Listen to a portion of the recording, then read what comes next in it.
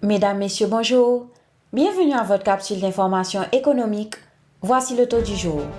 Le taux de référence de la BRH pour la journée du 24 avril 2024 est de 132 gourdes 22,50 pour 1 dollar.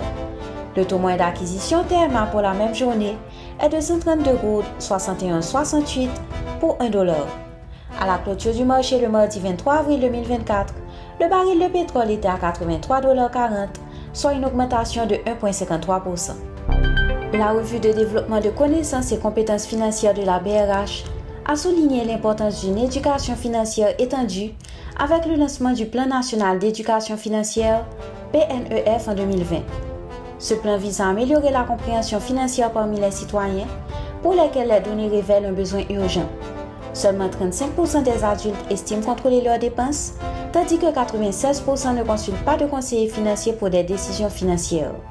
Environ 53% des personnes interrogées expriment le besoin d'améliorer leurs compétences financières. Face à ces chiffres, la BRH planifie de renforcer la coordination entre les initiatives existantes pour atteindre efficacement 53% de la population haïtienne en réduisant l'insécurité financière et en améliorant l'efficacité de la gestion des ressources disponibles. Dans le cadre des mercredis de réflexion autour de la thématique « Comment promouvoir l'innovation chez les jeunes dans le contexte fragile d'Haïti » organisé par la Banque interaméricaine de développement le 17 avril dernier, les experts ont discuté des défis et des perspectives de l'innovation numérique en Haïti, soulignant la nécessité d'accroître la tolérance au risque et de développer des réseaux d'innovation, rapporte le journal Le Nouvelliste. Le Premier ministre de Saint-Vincent et les Grenadines, Ralph Gonsalves, a écrit à la Banque mondiale pour protester contre les changements proposés qui augmenteraient les taux d'intérêt et raccourciraient les périodes de remboursement des prêts au pays.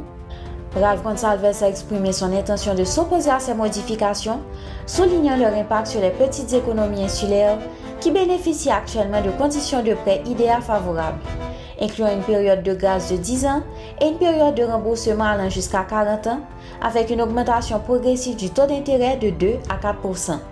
Fin de la rubrique Profininfo. Merci de votre écoute. À demain. Profininfo, une courtoisie de Profin. Pour demain Camillo, chaque action positive contribue dans le développement pays.